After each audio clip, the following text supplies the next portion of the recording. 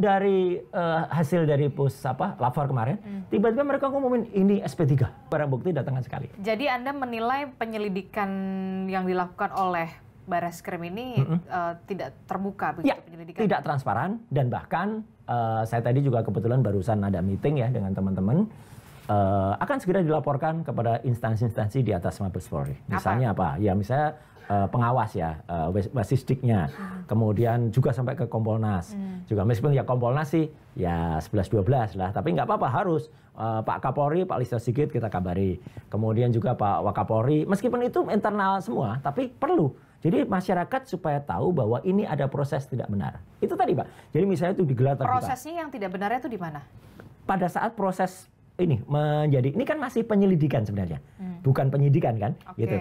Apalagi konon itu sebenarnya kita juga nggak tahu. Saya tadi tanya teman-teman yang dari TPUA, kebetulan saya sebenarnya bukan pelapor, tapi hanya pihak yang terkait yang diajak untuk menjadi ahli di situ. Saya tanya, teman-teman itu sudah diundang belum? Belum. Semenjak tanggal 9 Desember tahun lalu ya gitu. Mereka itu tidak pernah dikabari yang namanya progres pendumasnya kayak apa, dumasnya kayak apa. Itu kan aduan masyarakat dumas. Nah dari situ harusnya itu bergerak masuk ke penyelidikan dulu. Bukan penyidikan kan, gitu.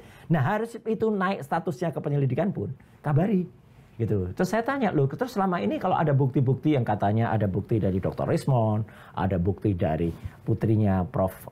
Almarhum Prof. Ahmad Sumitro, yang dia memastikan itu bukan tanda tangannya kok beda, namanya juga salah, itu atas undangan Bareskrim enggak.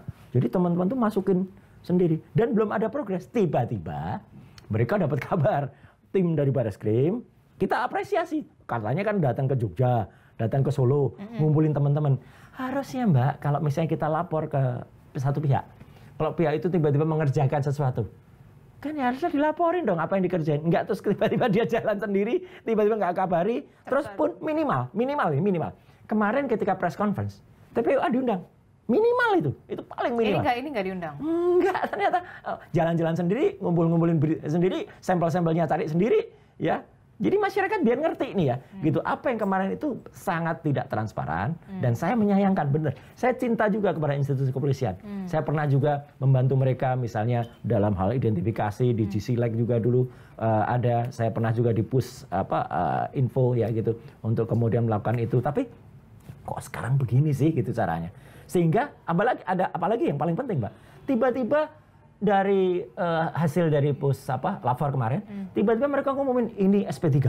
Iya, penghentian. Karena memang sudah identik dan segala macam, jadinya kemudian dihentikan penyelidikannya. Itu namanya loncat kodok jauh banget gitu loh. Loncat katanya jauh banget, kalaupun leapfrog ya. Harusnya kayak gitu.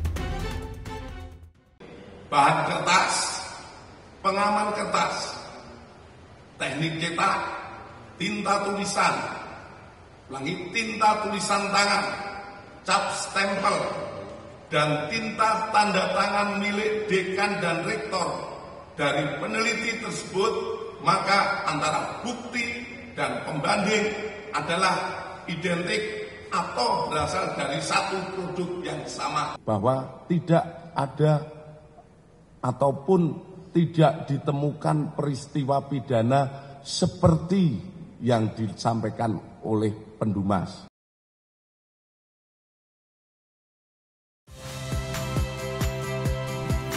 Saya Harjuno Pramendito. Saksikan program-program Kompas TV melalui siaran digital, pay TV, dan media streaming lainnya. Kompas TV, independen, terpercaya.